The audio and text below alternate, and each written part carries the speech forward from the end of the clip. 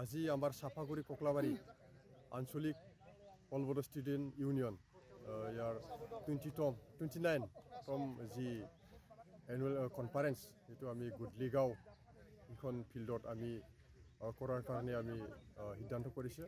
এইটো জানুৱাৰী 6 আৰু 7 দুইদিনীয়া কাৰ্যসূচীৰে আমাৰ এই প্ৰগ্ৰামটো হ'ব আৰু সেই প্ৰগ্ৰামৰে আজি ফাৰ্ষ্ট যি কোটা এইটো কোটা হৈছে।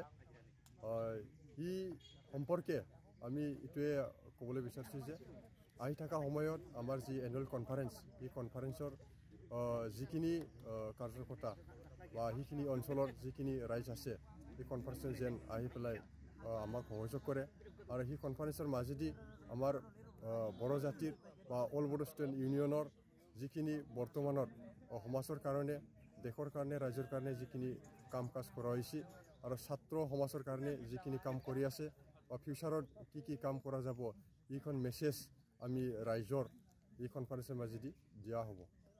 এইখন প্ৰগ্ৰামত আমাৰ দুইদিনীয়া কাৰ্যসূচীৰে হ'ব।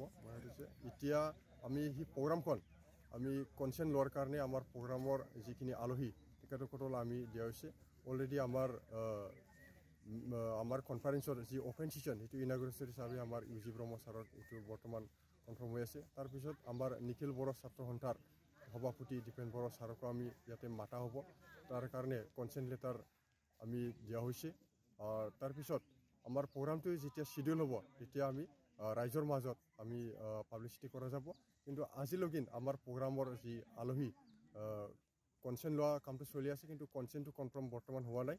ইয়াৰ কাৰণে আমি প্ৰগ্ৰামখন ওলাব পৰা হোৱা নাই বৰ্তমান। তথাপিও আমি আশা কৰিছোঁ আমাৰ যিখিনি প্ৰগ্ৰাম ইয়াৰ মানে আমি যিখিনি আলহীক মাতাৰ কাৰণে আমি চিঠি বা কনচেণ্ট লেটাৰ দিয়া হৈছে তেখেতসকলৰ পৰা আমি কনচেণ্ট পাম।